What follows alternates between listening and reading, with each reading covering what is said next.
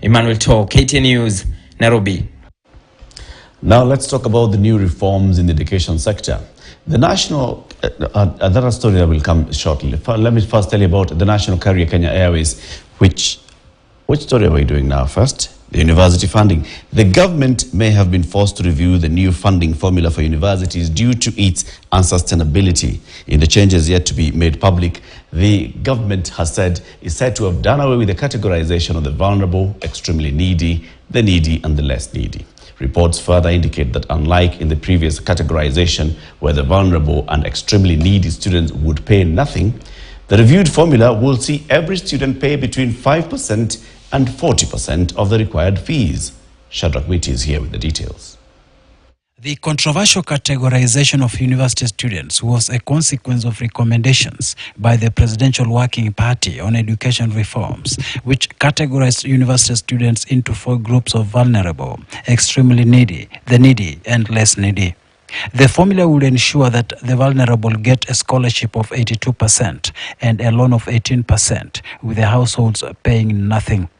Extremely needy would get a scholarship of 70% and 30% loan, and the households would pay nothing.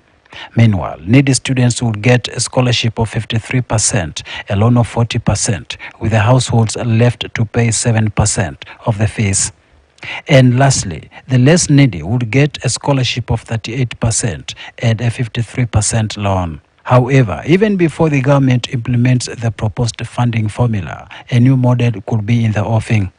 KTN has established that instead of the 4 categories, the government has lined up a new formula, completely different from what was recommended by the Raphael Munavo-led group. Under the new formula, none shall be exempted from paying university fees.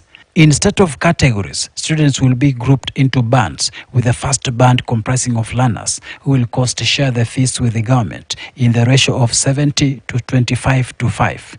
A student put under this will get a 70% scholarship, 25% loan, and 5% fees paid by the household. Additionally, such students will get 60,000 shillings each for upkeep. This will be a complete departure from the current arrangement, which demands that the vulnerable pay nothing. The second band will see students cost share with the government the cost of university education in the ratio of 60 to 30 to 10, which will translate into a 60% scholarship and a 30% loan, with the household required to pay 10% of the total fees. Besides, students will get 55,000 shillings for upkeep. The third group will be funded in the ratio of 50 to 30 to 20, with every student getting 50,000 shillings for upkeep. This will be followed by the fourth group of students to be funded in the ratio of 40 to 30 to 20, with an extra 45,000 shillings for upkeep.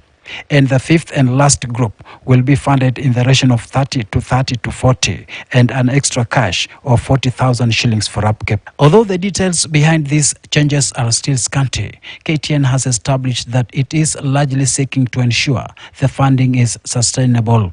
The proposal comes at a time when parents are still experiencing a heavy headache, as the funds are yet to be released 2 months after institutions opened and are on the verge of closure. Vice chancellors are even relying on the capitation for continuing students to manage first years. Shadrach Witi, KTN News. Saudi Arabia says it will use Kenya as a platform